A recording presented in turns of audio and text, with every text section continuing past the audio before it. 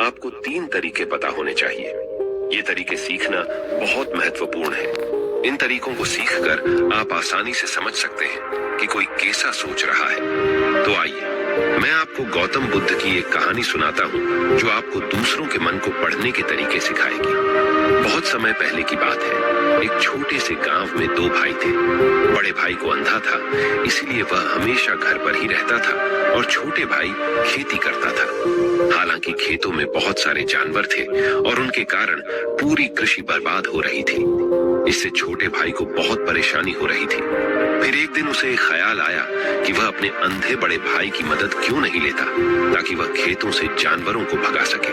क्योंकि उसका बड़ा भाई अंधा था, वह खेत में बैठकर जानवरों की आवाज सुनते ही उन्हें डरा सकता था। इस तरीके से हमारी कृषि बच सकती थी। इस सब कुछ सोचने के बाद उसने अपने खेत में एक छोटा सा झोपड़ा बनाया और अपने अंधे भाई को उसमें रखा। उसने उससे कहा, भाई, अगर तुम किसी जानवर की आवाज सुनो तो जोर से चिल्लाओ और जानवर यहाँ से भाग जाएंगे। इससे हमारी फसलें बच जाएंगी।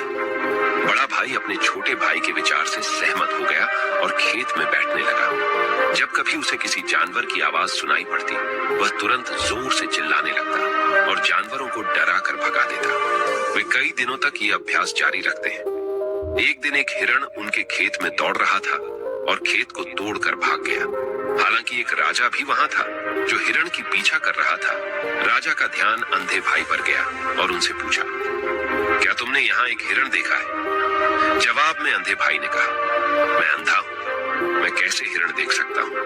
पर मैं तुम्हें इतना बता सकता हूँ कि मेरी खेत से जो जानवर भाग गया है वह आपकी पीछा करने लायक नहीं है। आप अपना समय बर्बाद कर रहे हैं। राजा उस अंधे के शब्दों से चौंका हुआ था।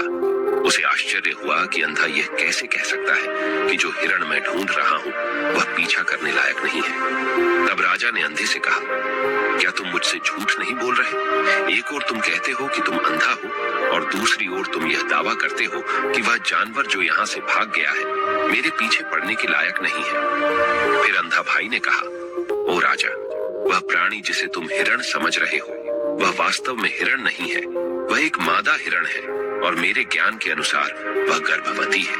मैंने कभी सुना नहीं है कि कोई राजा एक गर्भवती मादा हिरण की शिकार करता है। इसलिए मैं तुम्हें यह कह रहा हूँ कि वह तुम्हारे पीछे पड़ने के लायक नहीं है। तुम्हें उसकी पीछा करने में अपना समय बर्बाद नहीं करना चाहिए। ये सुनकर राजा और भी हैरान हुआ। उसे समझ में नहीं आया कि अंधा यह कैसे जान सकता है कि वह गर्भवती मादा हिरण है। उसने सोचा कि कैसे एक अंधा यह जान सकता है मैं जिस हिरण की शिकार कर रहा हूँ वह क्या गर्भवती है या नहीं। इस अद्भुत अंधे का इतना आत्मविश्वास के साथ कैसे कह सकता है? इसलिए मुझे इसे जांच करना होगा। इसलिए राजा ने सत्यता जानने का निश्चय किया और अपने कमांडर से कहा, कमांडर, मुझे चाहिए कि वह प्राणी जिंदा रहे, क्योंकि मुझे जांच करना है कि यह वाकई एक गर्भवती मादा हिरण है। यह अंधा आदमी इतनी आत्मविश्वास के साथ कह रहा है और मुझे यह सुनिश्चित करना है। जाओ और जांचो कि क्या वह एक गर्भवती मादा हिरण है। राजा के आदेश पर कमांडरों ने हिरण को पा करने के लिए चला गया। कुछ समय बाद जब वह लौटे तो राजा से कहा, राजा, यह अंधा आदमी पूरी तरह से सही कह रहा है। वह वाकई एक गर्भवती मादा हिरण है। इस सुनकर राजा हैरान हो गया। उसे समझ में नहीं आया कि यह अंधा आदमी कैसे जान सकता है कि वह गर्भवती मादा हिरण है। राजा के मन में कई सवाल उठे। आखिरकार राजा ने इस पर पूरी तरह से समझौता करने का निश्चय किया और अंधे से कहा, सुनो, मुझे यह नहीं पता कि तुम सचमुच अंधे हो या नहीं, लेकिन मैं तुमसे एक सवाल पूछने आया हूँ। क्या तुम मेरे सवाल का सही जवाब दोगे? जवाब में अंधे ने कहा, राजा, आप मुझसे जो भी पूछना चाहेंगे मैं आपको सच्चाई से जवाब दूंगा। राजा ने कहा, देखो, एक ओर तुम कहते हो कि तुम अंधे हो और दूसरी तरफ तुमने मुझे कहा कि मैं जिस जानवर की मैं पीछा कर रहा था, तुम कहते हो कि वह गर्भवती मादा हिरण है और साथ में तुम्हें यह भी पता लगाता है कि तुम्हारे खेतों में जानवर कब आते हैं और कब जाते हैं। तुमने यह सब कैसे अनुमान लगाया? तब अंधा आदमी ने समझाया, सर, जब आप उस मादा हिरण की पीछा कर रहे थे तो उसकी गति और दौड़ते हुए आवाज से ही मुझे पहले से ही समझ आ गया था कि यह हिरण है और मेरी खेत की बांध काफी छोटी थी, उसकी ऊंचाई ज्यादा नहीं थी। अगर यह सामान्य हिरण होती तो वह आसानी से उस बांध को पार कर सकती थी, लेकिन वह हिरण ने उस बांध को तोड़कर भाग लिया था, और यदि वह बांध पार करने की कोशिश करती तो उसके संतान को खतरा होता। इसलिए मुझे समझ में आ गया कि वह गर्भवती है। इस व्याख्या को सुनकर राजा अंधे के विशेष ज्ञान और कौशल को देखकर चौंके हुए हैं। वह समझता है कि यह व्यक्ति अंधा होने के बावजूद अनोखी जानकारी और क्षमताओं से संपन्न है। राजा इसका लाभ उठाने का निश्चय करता है और अंधे से एक और सवाल पूछता है। राजा कहते हैं, तुम बुद्धिमान हो और तुम्हारी कई बातों की गहरी समझ लगती है। आज मैंने तुम्हें यहाँ बुलाया है ताकि जान सकूं कि मेरी पत्नी मेरे प्रति विश्वासी है या नहीं। अंधा आदमी जवाब देता है, ओ राजा, ऐसा सवाल कैसा है? आपका विवाह कई सालों से चल रहा है और अब आप ऐसी बातें जानना चाहते हैं। ऐसे सवाल आपके मन में क्यों उत्पन्न हो रहे हैं? हालांकि राजा कहता है, तुम्हें इस सवाल का जवाब देना होगा। अगर तुम मुझे उत्तर नहीं दोगे तो मैं तुम्हें मृत्यु दंड से सजा दूंगा। राजा की धमकी सुनकर अंधा कहता है, बहुत अच्छा, मैं तुम्हें तुम्हारे सवाल का जवाब दूंगा। ओ राजा, अगर तुम इस सवाल का जवाब चाहते हो तो तुम्हें मेरी एक सेवा करनी होगी। राजा पूछता है, मुझे बताओ, मुझे क्या करना होगा? व्यक्ति जवाब देता है, उसके लिए तुम्हें अपनी पत्नी को मेरे साथ एक कमरे में अकेले छोड़ देना होगा। ये सुनते ही राजा पहले तो गुस्सा होता है, लेकिन कुछ समय सोचने के बाद वह उस व्यक्ति की बात मानता है और अपनी पत्नी को उसके साथ एक कमरे में भेजने का आदेश देता है। कमांडर उस पर क्रियान्वयन करता है और अंधे आदमी और रानी को एक कमरे में अकेले छोड़ देता है। उस समय अंधा अपनी बात कहते हैं, मुझे तुम्हें छूना है। ये सुनते ही रानी बहुत गुस्से से भरी हो जाती है और अंधे को पीटने लगती है, कभी हाथों से तो कभी पैरों से और कभी पूरी ताकत से। वह उसे बेहद बेरहमी से पीटती है। बाद में किसी तरह अंधा अपनी जान बचा लेता है और राजा के पास जाता है। उसने राजा से कहा, ओ राजा, आपकी पत्नी विश्वासी नहीं है। इस सुनते ही राजा बहुत गुस्से से भरकर अपनी तलवार निकालता है और सीधे अपनी पत्नी के पास जाता है। उसने उससे गुस्से में कहा, रानी, आज मैं तुमसे एक सवाल पूछूंगा और तुम्हें सच्चाई से जवाब देना होगा। अगर तुमने झूठा बोला तो मैं तुम्हारा सर तुरंत अलग कर दूंगा। फिर उसने पूछा, मुझसे कहो, क्या तुम विश्वासी हो या नहीं? इस पर रानी ने कहा, ओ राजा, तुम मुझे मार दो, लेकिन मैं विश्वासी नहीं हूँ। राजा बहुत खुश हुआ क्योंकि वह सब कुछ जो अंधे ने कहा था वह पूरी तरह से सच था। इस सुनते ही राजा तत्काल अंधे के पास जाता है और पूछता है, तुमने कैसे जान लिया कि मेरी पत्नी विश्वासी नहीं है? अंधा उत्तर देता है, ओ राजा, यह काफी सरल है। मैंने आपकी पत्नी से कहा कि मैं उसे छूना चाहता हूँ और वह इतनी रोष में आ गई कि मुझे मारने लगी। वफादार औरत कैसे किसी अन्य पुरुष को छू सकती है? जब मैंने उससे कहा कि मैं उसे छूना चाहता हूँ, वह मुझे इनकार कर सकती थी, लेकिन उसने मुझे मारना शुरू कर दिया और उस प्रक्रिया में उसने मेरे पूरे शरीर को छुआ। अब तुम मुझसे बताओ, इस प्रकार की औरत विश्वासी कैसे हो सकती है? राजा कहता है, तुम बहुत बुद्धिमान हो। ठीक है, तो चलो आगे बढ़ते हैं। उसके बाद वह जोर से कहता है, एक और सवाल का सही जवाब दो और मैं तुम्हें यहाँ से जाने दूंगा। राजा फिर पूछता है, मुझे बताओ, क्या मैं सचमुच मेरे पिता का बेटा हूँ या किसी और का? इस पर अंधा आदमी उत्तर देता है, ओ राजा, इससे तुम्हारा क्या लेना देना है? चाहे आपके माता पिता कौन हो, आप इस राज्य के राजा हो, तो इस सवाल को छोड़ दो। लेकिन राजा जिद करता है, नहीं, मुझे इस सवाल का सटीक जवाब चाहिए, वरना यह सवाल मुझे हमेशा परेशान करेगा। इसलिए मैं सच्चाई जानना चाहता हूँ। अगर तुम सही जवाब दोगे तो मैं तुम्हें यहाँ से जाने दूंगा। अंधा आदमी उत्तर देता है, ओ राजा, मेरे लिए इस सवाल का उत्तर देने के लिए तुम्हें अपनी माँ के पास जाने की कोई आवश्यकता नहीं है। मैं अभी बता सकता हूँ कि तुम किसके बच्चे हो, लेकिन उससे पहले मैं चाहता हूँ कि तुम मुझसे वादा करो कि तुम मुझसे गुस्सा नहीं करोगे। राजा कहता है, हाँ, मैं वादा करता हूँ कि मैं गुस्सा नहीं करूंगा। फिर अंधा आदमी जवाब देता है, ओ राजा, मैं तुम्हें बताने की आवश्यकता नहीं है कि तुम सचमुच अपने पिता के बच्चे हो।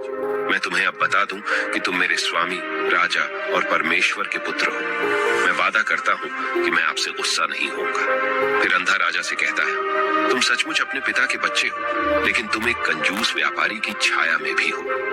ये सुनते ही राजा बहुत खुश हो जाता है और तत्काल अपनी माँ के पास जा जाता है। उससे कहता है, कृपया मुझे सच बताओ, क्या मैं सचमुच अपने पिता का बच्चा हूँ या किसी अन्य का? अगर तुम मुझे सच नहीं बताओगी तो मैं यहाँ ही अपनी जान दे दूंगा।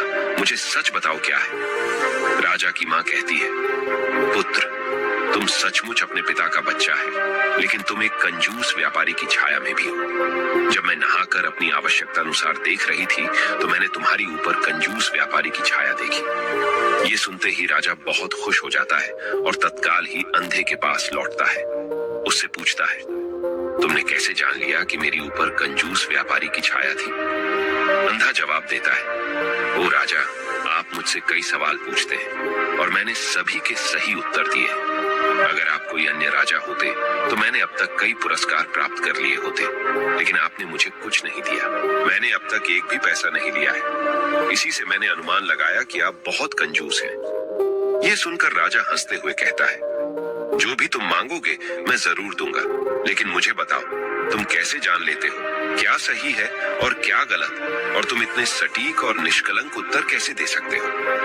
अंधा आदमी कहता है, ओ राजा, मैं प्राकृतिक रूप से अंधा हूँ। अगर मेरी आंखें होती तो मैं किसी के विचारों को आसानी से समझ सकता। मन का अपनी भाषा होती है और इस भाषा को किसी के शरीर की क्रियाओं में देखकर समझा जा सकता है। व्यक्ति की आंखों, होठों, काम करने के तरीके और उनकी गतिविधियों को देखकर हम समझ सकते हैं कि उसके मन में क्या चल रहा है। इस पर आधारित हम किसी की विचारों को जान सकते हैं, लेकिन मैं अंधा हूँ, इसलिए मुझे क्रियाओं के माध्यम से जानना पड़ता है। अगर मुझे कुछ जानना होता है तो मैं अगले व्यक्ति को कार्य सौंपना पड़ता है। देखना होगा कि वह कैसे काम करता है और उसके आधार पर मैं समझ सकता हूँ कि उसके मन में क्या चल रहा है। इस सुनते हुए राजा पूछता है, क्या इसका मतलब है कि मैं भी किसी के विचारों को जान सकता हूँ? इस पर अंधा आदमी कहता है, बिल्कुल, आप भी किसी के विचारों को समझ सकते हैं, लेकिन उसके लिए आपको पहले अपनी आत्मा पर काम करना पड़ेगा, और वह काम है अपनी मानसिकता को शांत करना, अपनी मानसिकता को वर्तमान में लाना। इसके लिए आज मैं आपको 3 तरीके बताऊंगा, और ये 3 तरीके बहुत ही सरल और आसान हैं। लेकिन राजा, इससे पहले आपको एक चीज करनी होगी, अपनी मानसिकता को संकेंद्रित करें। हम जब अपनी मानसिकता को संकेंद्रित करते हैं तब हम दूसरों के विचारों को समझ सकते हैं, क्योंकि वह व्यक्ति वर्तमान में सोच रहा है, और हमें भी अपनी मानसिकता को वर्तमान में लाना होगा, तभी हम उनके विचारों को समझ सकते हैं। अगर हम पिछली घटनाओं के बारे में सोच रहे हैं तो हमें यह कैसे पता चलेगा कि दूसरा व्यक्ति वर्तमान में क्या सोच रहा है, क्योंकि हम पिछली घटनाओं में लिपटे हुए हैं। तो किसी के विचारों को जानने के लिए सबसे पहले हमें अपनी मानसिकता को संकेंद्रित करना होगा और उसे वर्तमान में लाना होगा। उसके बाद ये व्यक्ति राजा से कहता है, राजा, मैं जरूर 3 तरीकों को बताऊंगा जिनसे आप किसी के विचारों को आसानी से समझ सकते हैं। इसके बाद अंधा राजा से कहता है, राजा, पहला तरीका है आंखों पर ध्यान देना। किसी से बात करते समय सबसे महत्वपूर्ण यह है कि हम उसकी आंखों में देखें, क्योंकि आंखें बोलती नहीं, लेकिन वह बहुत कुछ कहती हैं। अगर हम उस व्यक्ति की आंखों में के संकेतों को समझना सीख जाते हैं तो हम जान सकते हैं कि उनके मन में क्या चल रहा है, वह क्या सोच रहे हैं और वह क्या करने वाले हैं। मेरी अपनी आंखें नहीं हैं, लेकिन मैंने यह कौशल प्रिय गौतम बुद्ध से कई साल पहले सीखा था। वह मेरे शिक्षक और मार्गदर्शक थे।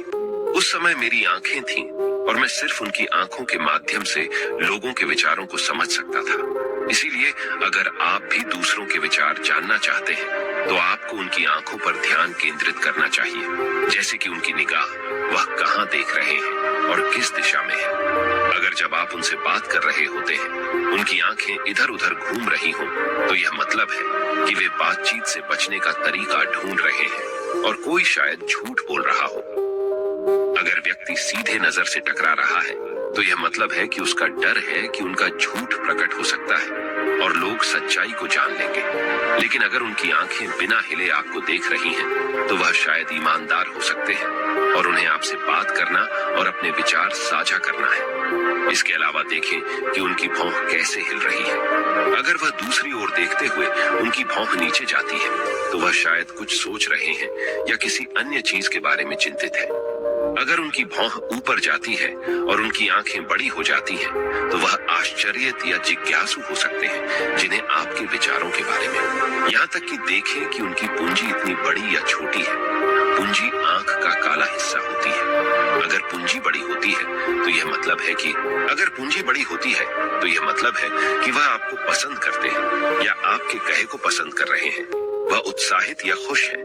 अगर पूंजी छोटी होती है तो यह मतलब है कि वह आपको पसंद नहीं करते हैं या आपके कहे को पसंद नहीं कर रहे हैं। वह असहज या गुस्से में है। इसके अलावा देखें कि उनकी आंखों की सफेदी कितनी लाल है या कितनी सफेद है।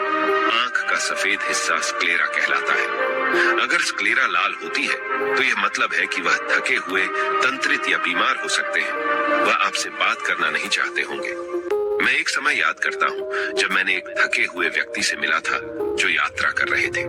हम जब बात कर रहे थे तो उसकी आंखें बहुत घूमती रहती थी, मुझे कभी देखती नहीं। इससे दिखाई देता था कि उसको चिंता थी और वह जल्दी जाना चाहता था। मुझे लगा कि वह कुछ छुपा रहा हो सकता है।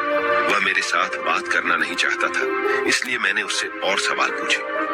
मैंने पता लगाया कि उसका एक गुप्त योजना था। इसी तरह अन्य भी चेहरे की भावनाओं की अन्य व्यक्तिगत व्यवहार होते हैं जो हमें आसानी से व्यक्ति के विचार समझने में मदद कर सकते हैं। कभी कभी व्यक्ति अपने चेहरे के माध्यम से विभिन्न व्यवहार दिखाता है। यदि आप किसी के चेहरे के अभिव्यक्ति पर ध्यान देते हैं तो आप आसानी से समझ सकते हैं कि वह व्यक्ति निराश है